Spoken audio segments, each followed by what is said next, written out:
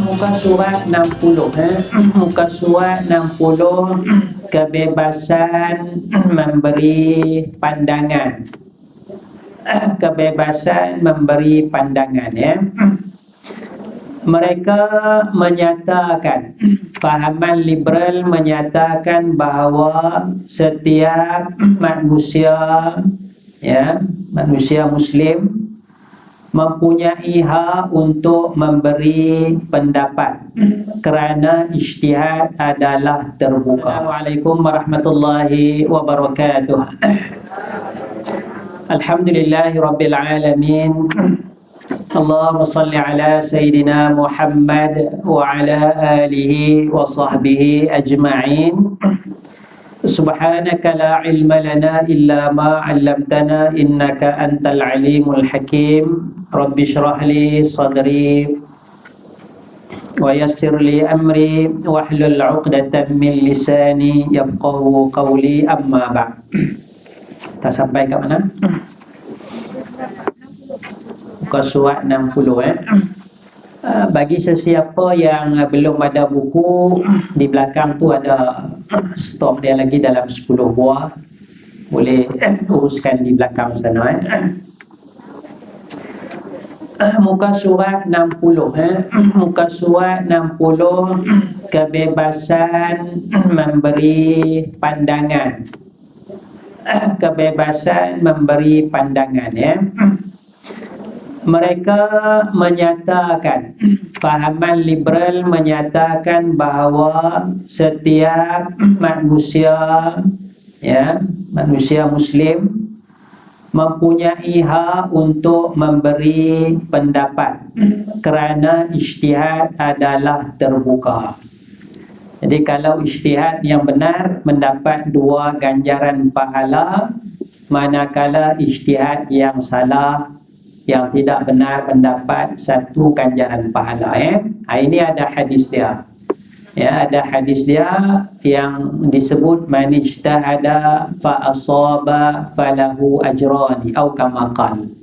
Sesiapa yang berijtihad dan ijtihad dia itu betul. Ijtihad dia betul, maka dia dapat 2 pahala. Pahala berijtihad dan pahala betul. Tetapi sesiapa yang berijtihad namun dia salah, hukumnya sepatutnya tidak haram, tapi dia ijtihad, dia kata hukumnya haram. Hukum sebenar tidak haram, tapi dia ijtihad, dia kata haram. Dia salah dalam ijtihad dia itu. Maka bagi orang yang berijtihad ini dapat 1 pahala, iaitu pahala berijtihad. Pahala betul tak dapatlah, pahala berijtihad. Jadinya dalam Islam ada perkara-perkara yang sedemikian. Tetapi di sinilah beza pemikiran liberal dengan fahaman Islam yang kita pegang, iaitu bukan semua orang perlu berijtihad.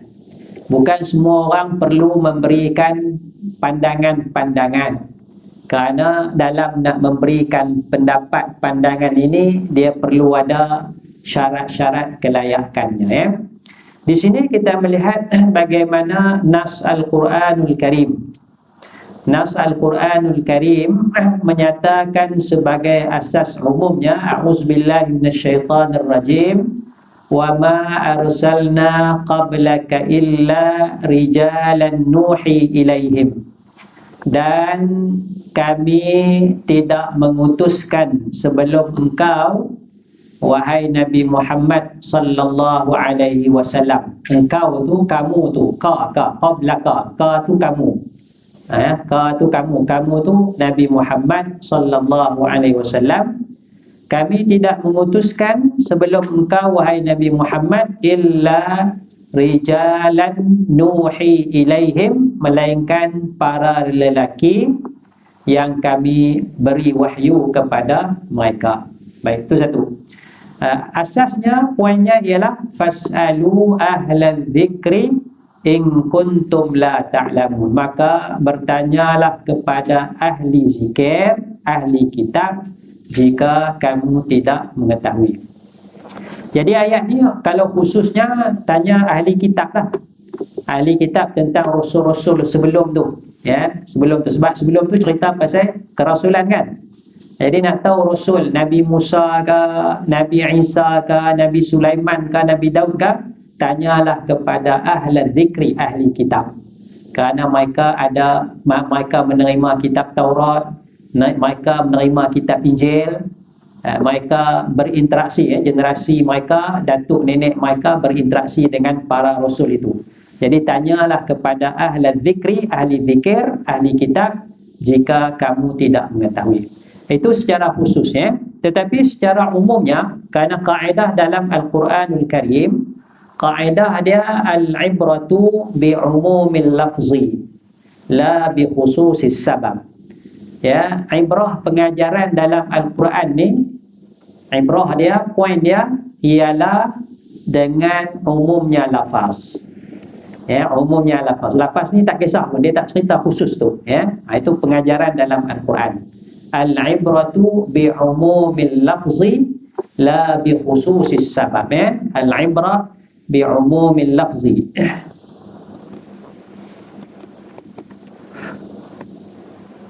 Tak nyala.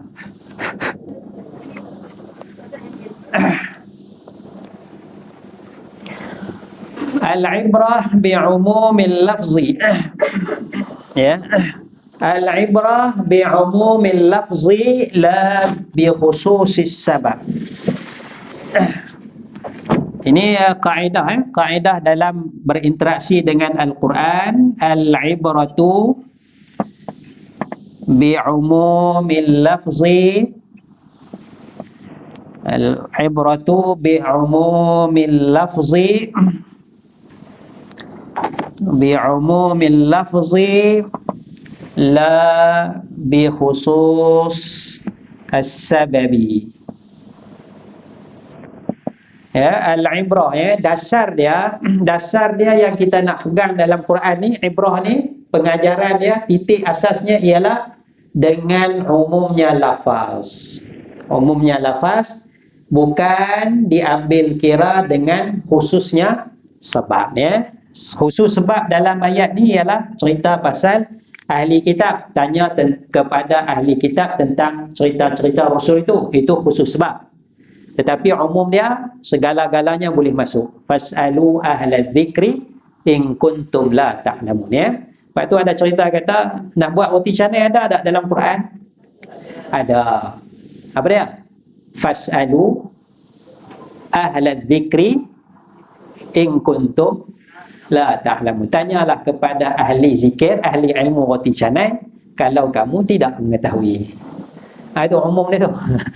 Umum dia tu, umum dia. Jadi nak buat roti canai ada dalam Quran, apa-apalah semuanya ada dalam Al-Quran. Fas'alu ahla dzikri in kuntum la ta'lamun, ya.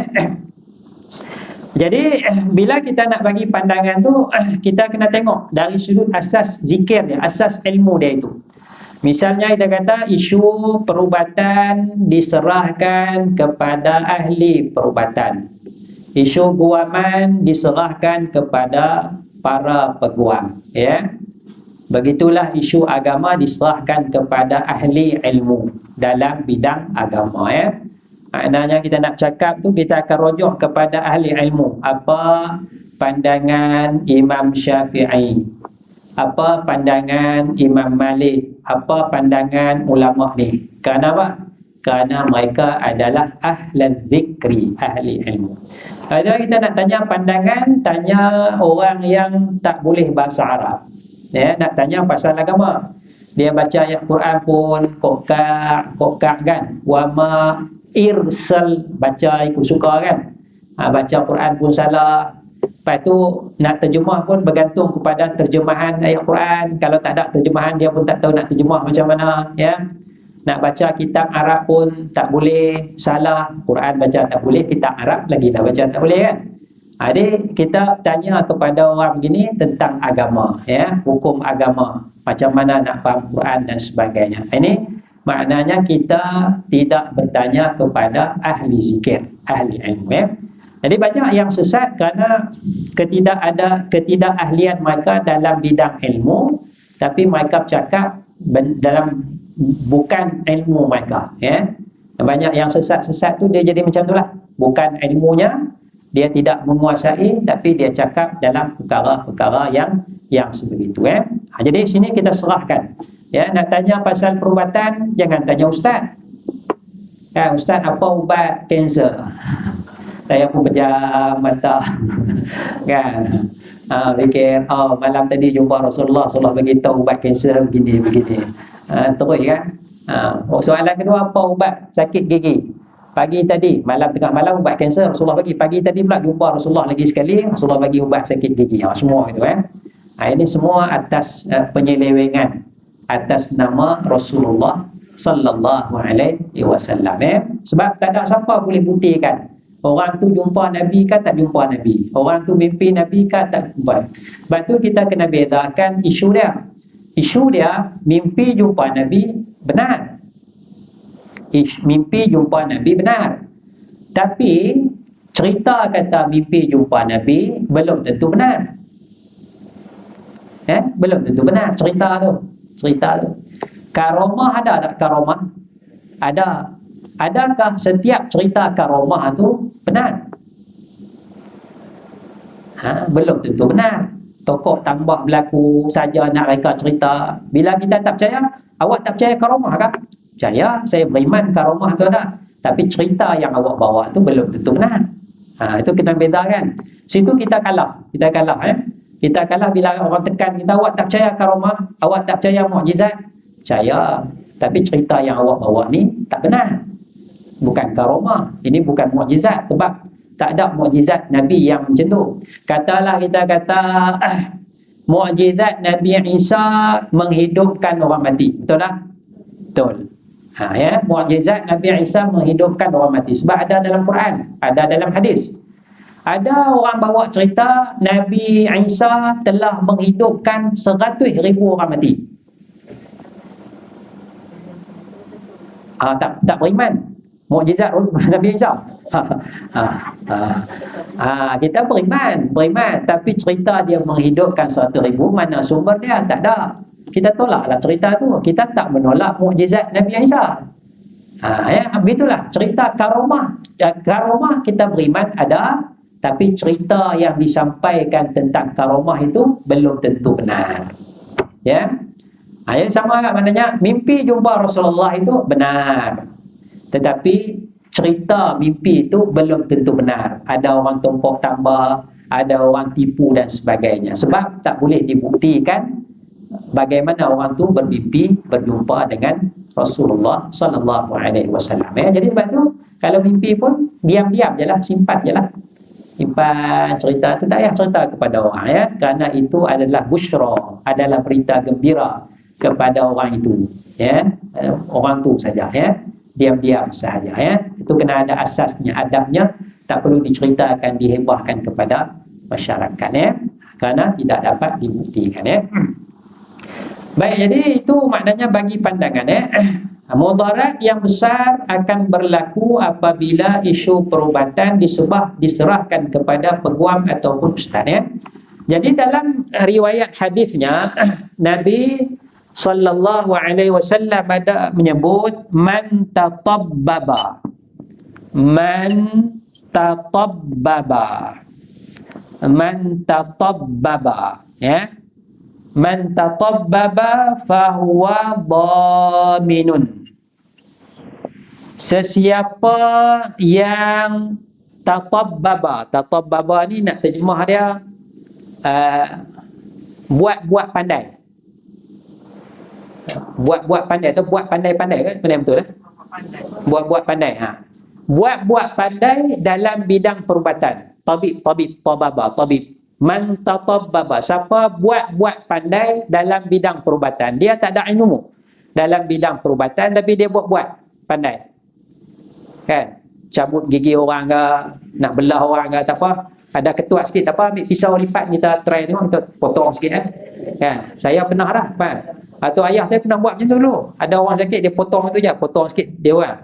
Kita cubalah. Saya tengok ayah saya 2-3 kali. Man taqabbaba. Siapa buat pandai dalam perubatan, dia tak ada ilmu, fahuwa dhamin, maka orang yang buat pandai ni dia kena jamin.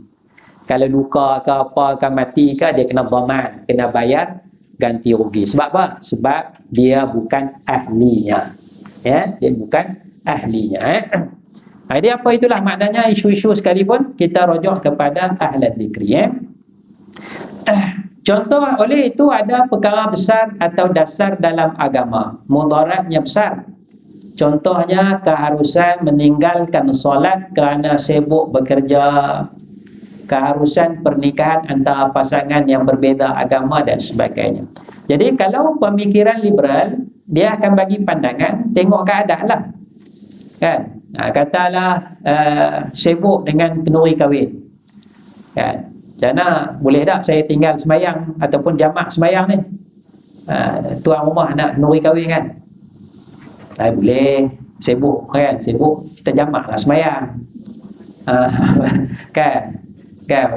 Rumah di sini kan, kenduri ada dalam kawasan ni jugalah kan, tak ada musafir apa kan, tapi sibuk boleh tinggalkan semayang kerana nak persiapan kenduri kahwin kan. Zuhur, asar tu boleh dijamakkan, maghrib, isyak pun boleh jamak walaupun kenduri dah habis bab penat.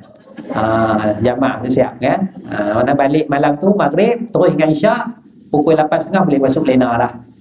Buat pandai, awak pandai. Jadi itu perkara dasar tu.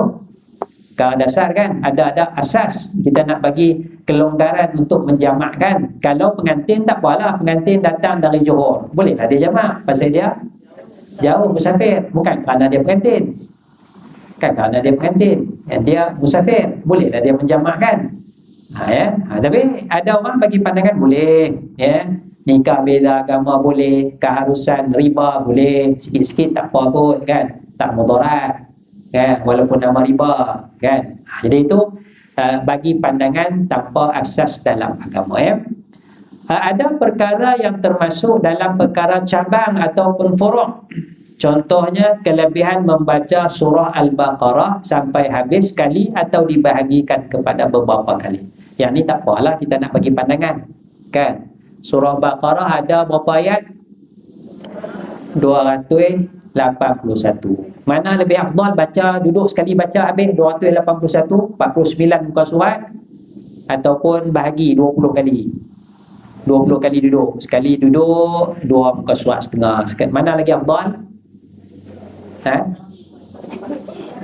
Ikut sukalah. Ikut sukalah. Benda tu tak apa, tak ada masalah. Duduk sekali baca habis tak apa. Duduk 100 kali duduk baru habis, tak apalah kan. Asalkan baca sudah, kan. Itu benda furu', benda cabang.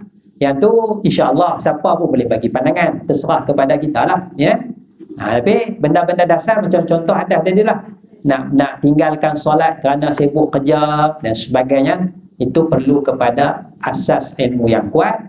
Contoh yang kedua tadi tu, nak baca surah Baqarah, nak bagi banyak mana kawan, itu cabang-cabang, terserah kepada kita, ya.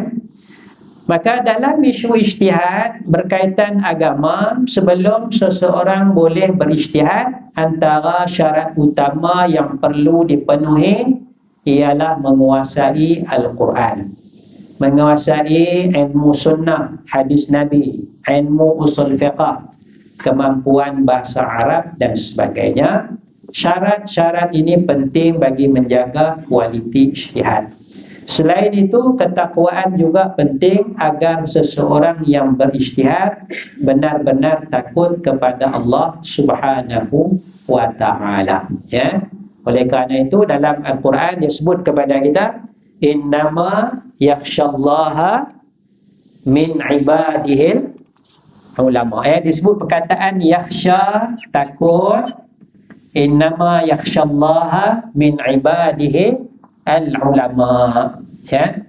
Jadi sifat asas ulama adalah takut dan bertakwa kepada Allah Subhanahu wa ta'ala. Innama yakhshallaha min ibadihi ulama, ya. Baik, jadi tradisi keilmuan perenggan akhir dia, tradisi keilmuan Islam adalah menghormati bidang kepakaran. Secara umumnya para ulama terdahulu bercakap dalam bidang ilmu yang mereka kuasai. Para ulama hadis berbicara disiplin ilmu hadis. Maka ulama hadis tidak masuk campur dalam isu qiraat, bacaan Quran dan sebagainya, ya. Kita fiqh madhab Syafi'i, ya. Secara umumnya kita fiqh madhab Syafi'i.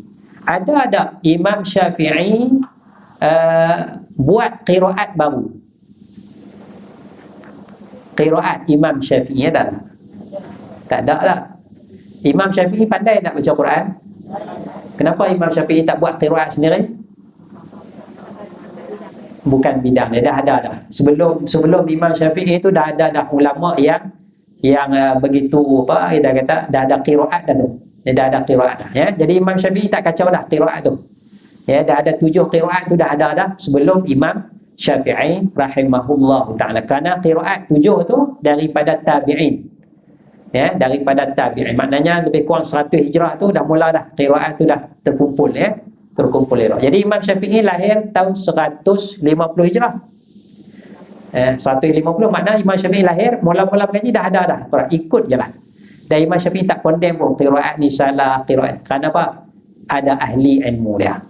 Ya, ada ahli ilmu dia, ya. Begitulah maksudnya sealim alim, sepandai-pandai Imam Syafi'i baca Quran pun Imam Syafi'i tidak campur tangan dalam perkara-perkara yang berkait dengan qiraat Al-Quran, ya. Tapi kalau liberal dia tak kisah, kan? Qiraat pun dia condemn, tajwid pun dia condemn, kritik, kita kena kat mana, kan? Segala-galanya, hadis Rasulullah pun dia boleh condemn. Ulama Imam Bukhari pun tak alim dalam hadis dan sebagainya.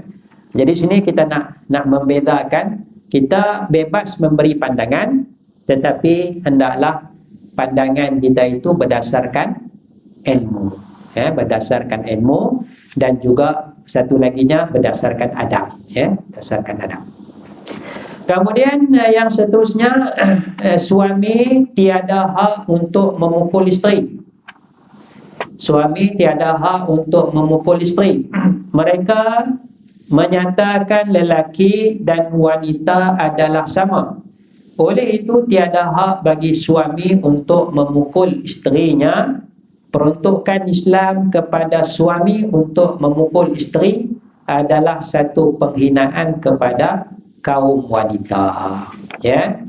Jadi dalam Quran ada ayat jelas bahawa suami dibenarkan memukul isteri. Jadi pemikiran liberal menganggap ini suatu kezaliman ataupun ini suatu penghinaan kepada wanita. Jadi sepatutnya kalau suami boleh pukul isteri, maka isteri pun boleh pukul suami. Barulah adil. Barulah adil. Ya. Itu cara pemikiran liberal, ya. Cara pemikiran liberal. Di sinilah kita nak kena faham bagaimana peruntukan dalam Islam, ya, tentang kebenaran bagi suami untuk memukul isterinya. Kita tengok muka surat 62 ayat, ya. Ambil ayat Quran tu, a'udzubillahi minasyaitanirrajim. Wallati takhafuna nushuzahunna fa'izuhunna wahjuruhunna fil madaji'i wadribuhunna, ya. Dan jika kamu, wahai para suami, kamu suami bimbang, khawatir akan nusyuz, yakni derhaka daripada isteri. Suami bimbang isterinya derhaka, melawan cakap dan sebagainya, fa'izuhunna, maka hendaklah kamu wahai suami memberi nasihat kepada isteri. Bagi nasihat. Mana ada pukul, hujung tu sikit. Yang kedua, wahjuruhunna fil madaji', jauhilah isteri daripada tempat tidur. Jangan tidur sekali, kan? Tidurlah di ruang tamu ke, Masih dalam satu rumah, jangan tidur rumah lain pula. Kan? Masih rumah tu juga, tapi tidur di ruang tamu kan. Ataupun anak-anak dah ada bilik kosong, tidur bilik lain lah. Bilik yang anak-anak dua asrama ke apa kan, tapi tidur bilik lain. Tinggalkan tempat tidur tu. Yang ketiganya, wadribuhunna, pukullah isteri kamu. Jadi sini ada kebenaran dalam Al-Quran. Tapi liberal anggap ini satu kezaliman kepada kaum wanita. Ini satu penghinaan kepada kaum wanita. Jadi sinilah kita nak faham bagaimana peruntukan dalam ayat ini. Iaitu peruntukan dalam ayat ini adalah dalam soal rumah tangga. Dalam soal rumah tangga, dia kena ada ketua, dan ketua itu diberi sedikit kuasa untuk menguatkuasakan, menstabilkan, menjaga keharmonian dalam rumah tangga. Jadi suamilah sebagai ketua. Kalau kaum ibu sini tak mau suami jadi naik ketua pula. Ada tak? Ada. Kita biasalah fitrah dia apa sekalipun, memanglah ibu tu, perempuan tu dia banyak perancangan, dia nak buat begini, suami duduk diam. Tapi fitrah perempuan biasa dia nak suami dia buat keputusan. Lah kali abang nak yang mana?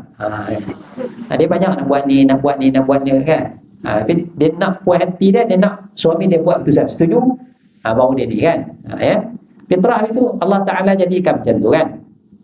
Jadinya di sini Allah Taala sebut ar-rijalu qawwamuna 'alan nisa. Lelaki, yakni suamilah. Suami adalah pemimpin bagi wanita, yakni bagi isterinya. Itu dalam soal rumah tangga. Ayat ni rumah tangga. Ar-rijal qawwamuna 'alan nisa. Lelaki, yakni suami adalah pemimpin.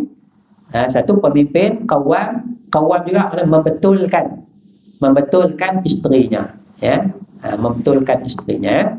Jadi maknanya suami bertanggungjawab kepada isteri. Suami bertanggungjawab. Kalau isteri tak solat, suami ada saham dosa. Bukan suami tanggung dosa isteri tak solat, dia tak tanggung, sebab masing-masing tanggung dosa masing-masing.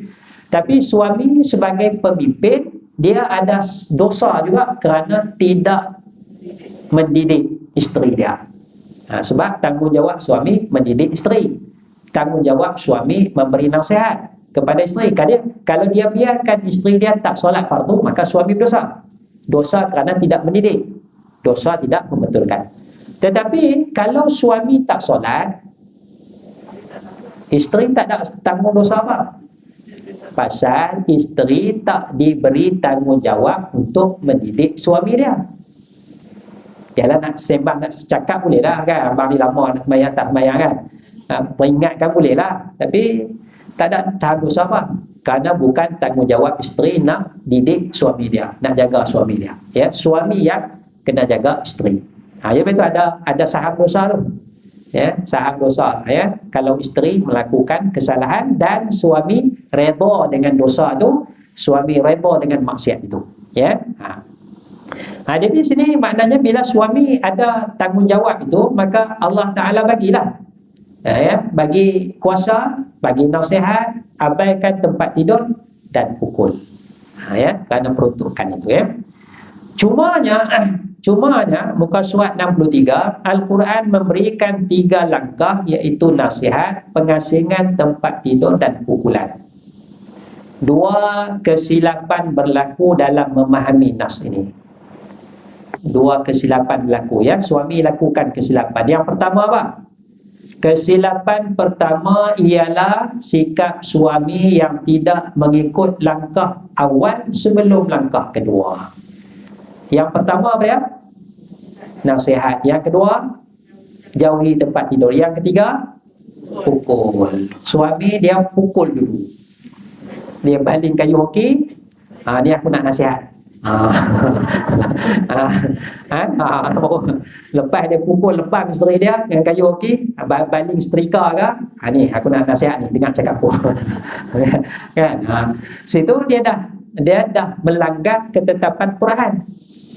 Dia dah melanggar Quran kerana Quran sebut susunan dia nasihat, abaikan tinggal tempat tidur dan pukul. Ada step dia tu.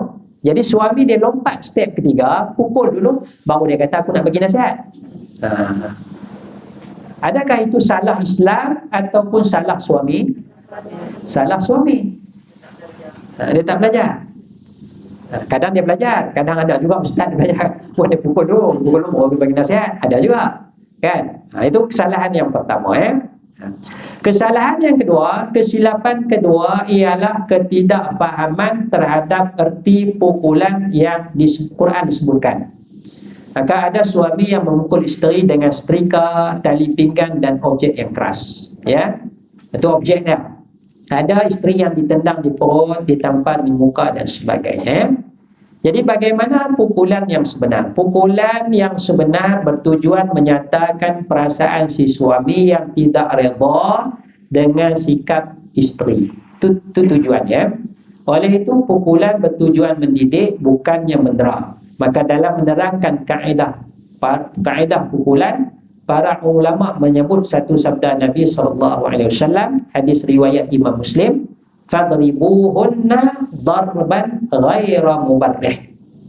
Jadi hadis ni nak menerangkan ayat Quran tu. Ayat Quran wadribuhunna tu.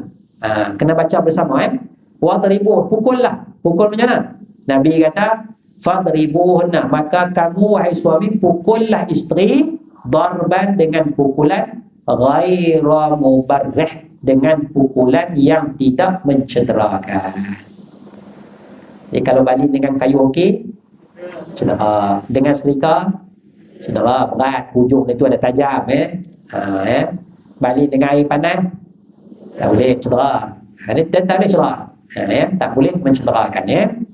Kata Imam Ibn Katsir dan para fuqaha berkata bahawa pukulan itu ialah pukulan yang tidak mematahkan padanya anggota badan, tak boleh patah, dan tidak memberikan apa-apa kesan zahir. Tak boleh ada lebam sikit pun. Tak boleh nampak lebam. Jadi kalau dah tumbuk kat sini, lebam mata kan, jumpa kawan datang boleh pakai spektam, siapa dah jatuh pilih ayam. Kan? Itu makna memalukan isteri. Memalukan isteri. Baik, tak boleh pukul dengan pukulan yang mencederakan. Muka surat 64, daripada hadis dan pandangan ulama inilah dapat dipahami bahawa pukulan itu tidak boleh menyebabkan lebam. Kalau lebam, sudah terkeluar daripada pukulan yang diharuskan. Kemudian berkait dengan alat yang boleh digunakan, difahami dalam satu riwayat asar, Imam Al-Qurtubi menyatakan bahawa sahabat Nabi bernama Ibn Abbas ditanya tentang alat tu, menyatakan pukulan yang tidak mencederakan itu adalah dengan kayu sugi dan seumpamanya. Kayu sugi. Ini je, suami boleh pukul yang ni je. Dia pukul manja, pukul pula tak boleh tempat zuhair, tak boleh muka, tak boleh di sini, tak boleh, dia kena dalam ni lah, sebab dia pakai tutup aurat kan. Pukul sini je, tak nampak. Kalau lebam pun salah, tapi tak nampak lah, tak lebam pun. Lebam macam ni je. Jadi itu yang sebenarnya. Tapi bila pemikiran berdak, ini zalim, pasal dia tengok perbuatan suami pukul dengan setrika dan sebagainya, dia anggap itu Islam. Dan kan Islam, Ibn Abbas kata kayu sugi, pensel lah, ambil pensel lah, tak sebenarnya kayu sugi lah, sani lah yang dibenarkan. Dan kalau suami pukul macam ni, seronok kan? Tak seronok? Seronok kan? Seronok, alah pukul dah lagi.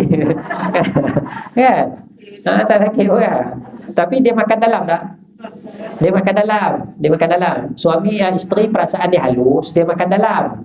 Dia sedar akan kesilapan tu, mudah lah. Kan, jadi selesailah masalah rumah tangga. Kan? Mana siap kan, suami siap, pen siap untuk pukul isteri. Kan? Tak boleh. Rotan untuk anak-anak. Untuk anak-anak, bukan untuk isteri. Isteri kayu sugi je, pensel ni je. Tu je yang dibenarkan. Itu nak faham maksud wadribuhunna. Jadi zalim tak? Islam menghina wanita? Tidak menghina. Salah faham tidak itu mana sudut ilmu tu sudut ilmu tu baik itu maksudnya baik. Dua baris bawah tu, dua peringkat bawah tu, pemikiran liberal menolak peruntukan kuasa suami untuk memukul isterinya. Orang liberal dia tolak juga kerana berlaku salah guna kuasa dan kekerasan dalam rumah tangga. Dia tak mau tak mau setuju, dia tak setuju walaupun pukul kayu sugi ke apa kerana suami akan salah guna Kita jawab, jika alasan ini digunakan, kalau alasan ini berlaku salah guna oleh suami, alasan ini digunakan, pemanduan kereta di jalan raya juga wajar dihapuskan kerana berlaku banyak kemalangan maut. Jangan bagi bawa kereta lah. Analogi dia ada juga. Jika alasan ini disalahgunakan, maka penggunaan gula wajar dihapuskan kerana kadar penyakit diabetes sangat tinggi. Jangan bagi makan gula. Kerajaan kena tak bagi jual gula langsung. Garam darah tinggi, jangan bagi. Pasal akan menyebabkan penyakit. Setuju je? Jadi memang ada orang salah guna, dia minum gula banyak, itu nak buat macam mana? Itu salah guna dia, bukan salah gula. Bukan salah gula. Dia makan garam banyak, bukan salah garam. Darah tinggi. Jadi ada suami yang salah guna, itu bukan salah peruntukan Islam. Salah suami itu yang patut dihukum, yang menyalahgunakan tu. Bukan menyalahkan Islam. Kalau tidak, sama lah. Maknanya kena salahkan kereta lah, salahkan jalan raya lah, berlaku kemalangan. Kencing manis, salahkan gula lah, jangan salahkan orang tu. Salahkan gula nilai. Gula tak ada salah, yang salah orang yang minum berlebihan tu. Boleh faham idea tu Jadi last sekali, apabila suami melanggar ketetapan peruntukan ini, maka Islam menganggap ia sebagai kezaliman dan sebagainya. Maka isteri ada hak untuk mempertahankan dirinya. Nampak suami dah bahaya dah pegang kayu hoki, dah pegang pisau tu, boleh tak isteri melarikan diri? Boleh, selamatkan diri. Kan ada peristiwa semalam bukan suami sembelih isteri dia, sembelih anak, saya tak tahu lah dulu kan. Makna 2 bulan jadi maknanya bila dah sampai mengancam nyawa sendiri itu, maka ketika itu hifzun nafsi, jaga nyawa itu lebih utama daripada tahan dipukul oleh suami. Larikan diri, selamatkan diri. Bahkan kalau dah tak tahan, boleh tuntut cerai. Kalau tak mau cerai, boleh tuntut fasakh. Dan Islam tidak mengharamkan wanita yang tuntut fasakh, tuntut cerai daripada syurga, kerana dia tuntut cerai itu ada sebab yang munasabah. Yang kata tak masuk syurga tu wanita yang minta cerai tanpa sebab yang munasabah. Kalau suami dah penagih dada, suami berhutang dengan ahlung, suami tak bertanggungjawab, maka Islam bagi ruang, mintalah cerai. Carilah kehidupan yang lain. Tu Islam tu dia ada keadilan. Tapi setengah wanita, wallahu a'lam lah, mungkin dia tak ada keberanian dan sebagainya. Apalah, tahanlah dengan suami, redha je lah. Pasal syurga di bawah tapak kaki suami. Dia faham macam tu kan. Jadi berlakulah benda-benda yang tidak sepatutnya. Kemudian seterusnya, kita dah bincang panjang ni, zina halal, zina haram.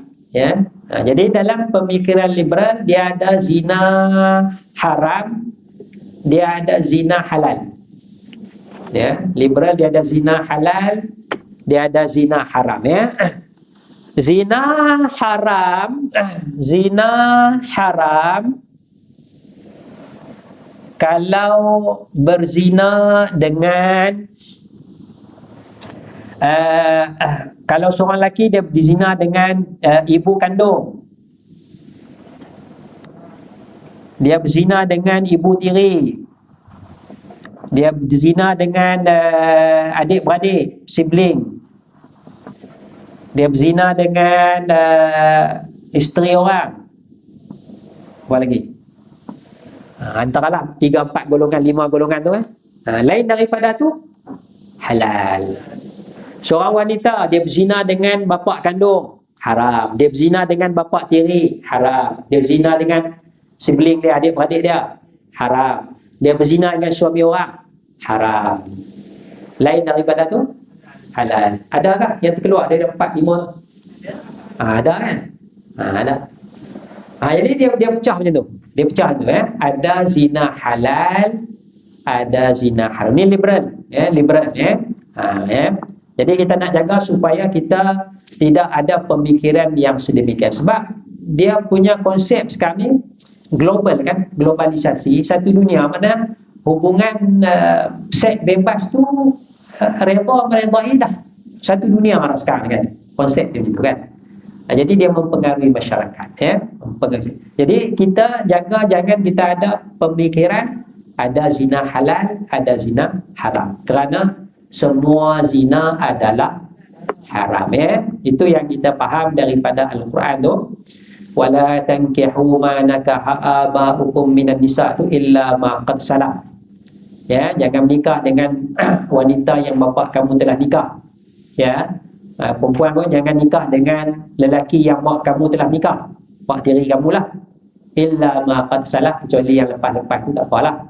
Kenapa?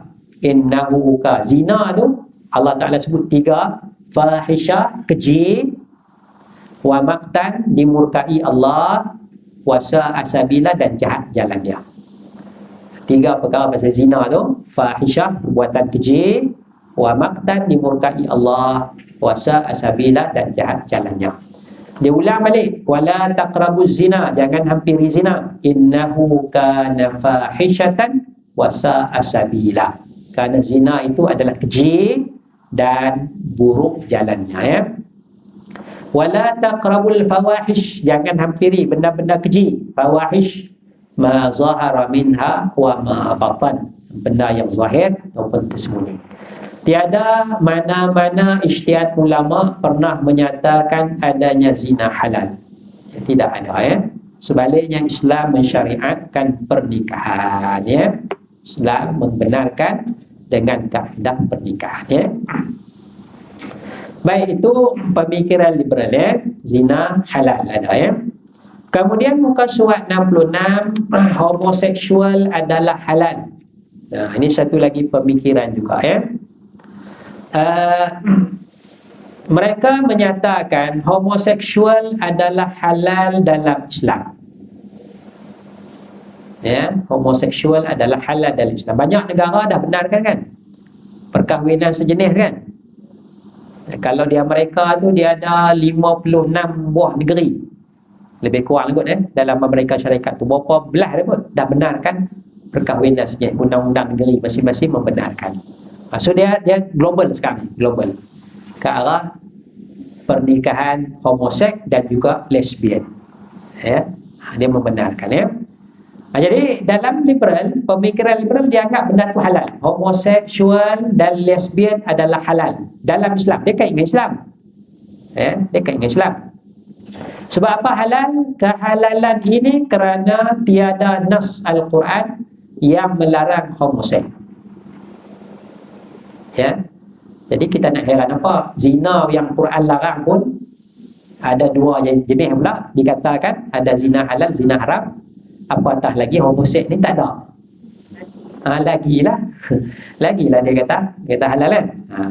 Dia kata tidak ada nas Quran melarang homoseks. Sebaliknya apa yang ada ni pemikiran liberal sebaliknya apa yang ada dalam Quran adalah sekadar kisah lama tentang kaum Nabi Lut. Quran cerita tu kisah Nabi Lut. Maka homoseksual adalah haram bagi kaum Nabi Lut dan ia merupakan hukum syariah bagi mereka umat Nabi Lut. Adapun untuk Islam dalam syariat Nabi Muhammad, homoseks tidak haram. Ada pemikiran yang macam tu Jadi di sini kita baca homoseksual adalah haram. Nas Quran menceritakan kemurkaan Allah terhadap perbuatan kaum Nabi Lut. Walaupun kita tak jumpa ayat Allah mengharamkan, Allah mengharamkan secara khusus homoseksual tu, tetapi Allah menyatakan bahawa Allah murka terhadap perbuatan Nabi Lut, dan ia adalah fahisyah, perbuatan keji. Ya. Tengok perkataan tu dalam ayat 66 ke surat 66, walutan idh qala liqaumihi ata'tunal fahishata. Fahisyah makna apa? Keji. Kan? Dan ingat ketika Nabi Lut kata kepada kaumnya, adakah kamu mendatangi perbuatan keji, fahisyah? Kita patah balik muka surat 65, perkataan fahisyah tu diulang 3 kali. Muka surat 65 tu, zina tu dikatakan fahisyah ada 3 kali.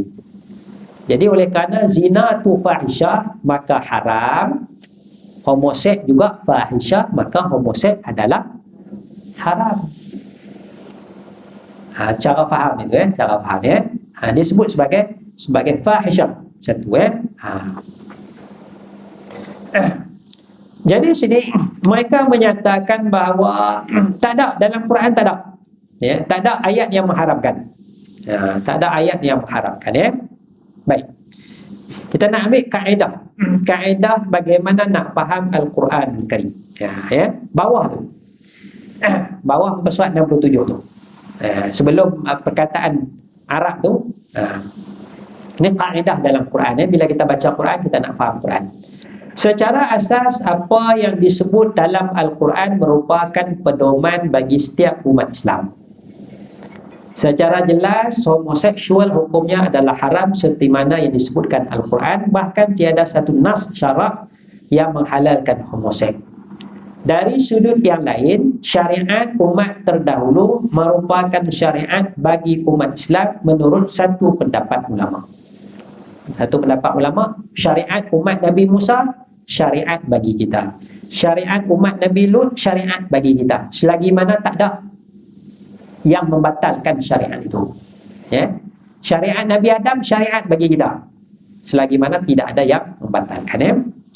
Maka ada 2 kaedah penting. Iaitu kaedah dia, kata ulama, kullu hikayatin. Ya.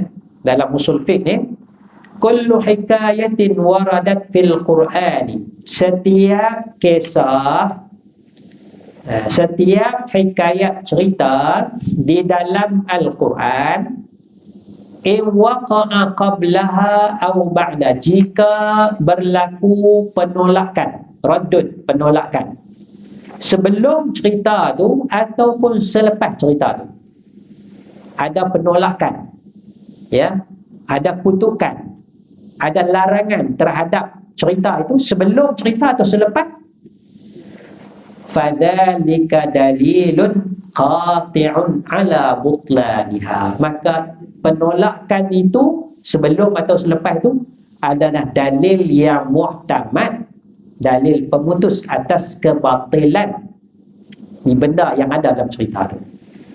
Ya. Jadi kita tengok ayat ayat Quran muka surat 66 tu, Nabi Lut tu cerita dia, walutan idh qala liqaumi ata'tu. Ada ayat yang nak menolak perbuatannya, ada tak? Ada tak? Ada. Iaitu fahisyah. Yang kedua, hujung ayat tu, bal antum qaumun musrifun, bahkan kamu adalah kaum yang melampaui batas. Itu ada raddud, penolakan dalam Al-Quran terhadap apa yang ada dalam cerita itu. Itu cara nak faham Quran. Ya, kalau dalam Quran tu ada ayat, ya, ada ayat. Misalnya dia kata,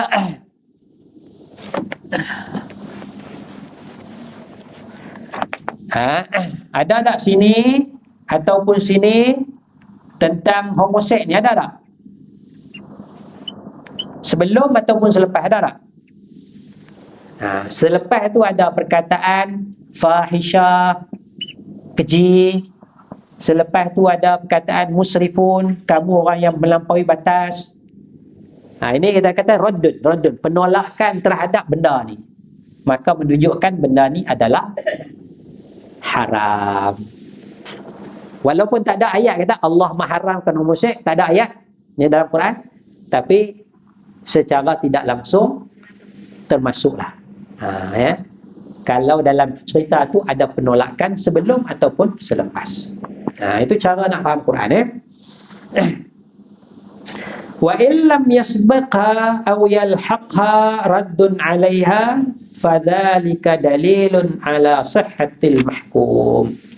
Dan jika tidak didahului akan hikayat atau dihubungkan selepas hikayat oleh penolakan, maka ia dalil atas keabsahan benda yang dihukum. Kalau tak ada, okeylah, dia cerita lama lah.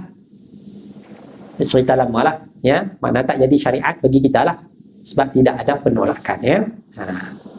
Tapi kalau ada penolakan, itu syariat bagi kita juga.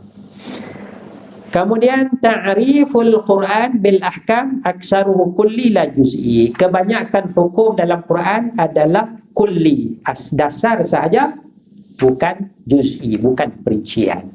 Ya, itu kebanyakan hukum dalam Al-Quran, ya. Misal kita kata, kita ambil contoh korban, ya. Kulli korban je nak. Korban dalam Quran, Allah Ta'ala suruh buat korban. Allah Ta'ala sebut binatang kaki 4, haiwan kaki 4 tu, ya. Haiwan kaki 4, ya. Ni kulli, kita kulli, ya. Kita nak faham tu dasar dia. Quran suruh fasalli li rabbika wanhar, solat raya dan sembelihlah binatang korban. Kemudian haiwan kaki 4 an'am sebut dalam surah Hajj, ya. Ternak kaki 4, kaki 2 tak boleh, ya. Berapa tahun tak sebut dalam Quran, ya. Unta berapa tahun semua, perincian dia, juz'i dia dalam hadis. Dalam hadis sebut berapa tahun, pisau dia macam mana nak sembelih, masa dia masa mana nak sembelih,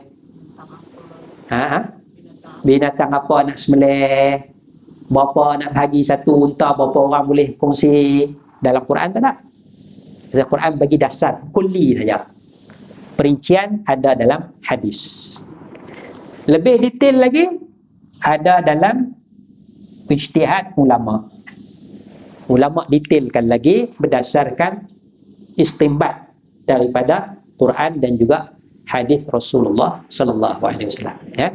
Itu kata Quran ni hukum dia kulli saja, dia bagi kulli, ya, dasar saja. Perincian ada dalam hadis, lebih terperinci dalam ulama-ulama akan perincikan. Ya, ta'riful Quran kulli, ya. Lil ahkam tu kulli la juz'i, bukan juz'i, ya.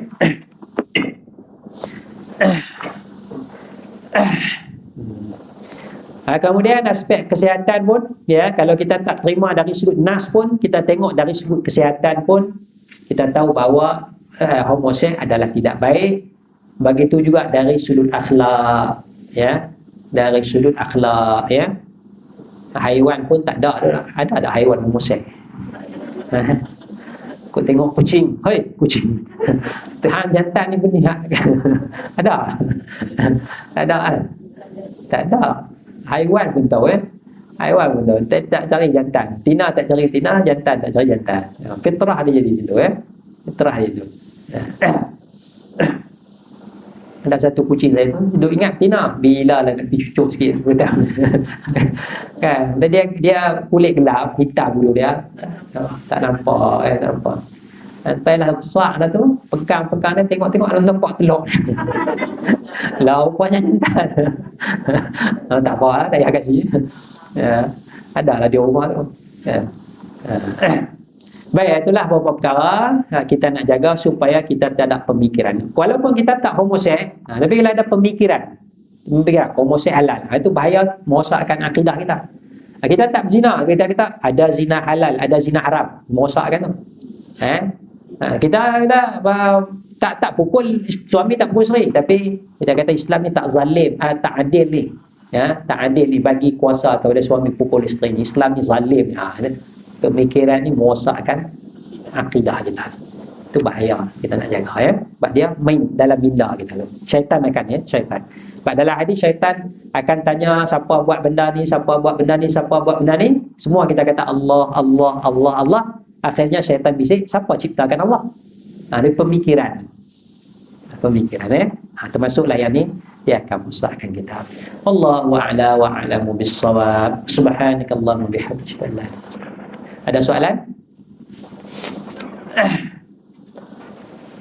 Tak ada. Alhamdulillah. Assalamualaikum warahmatullahi wabarakatuh.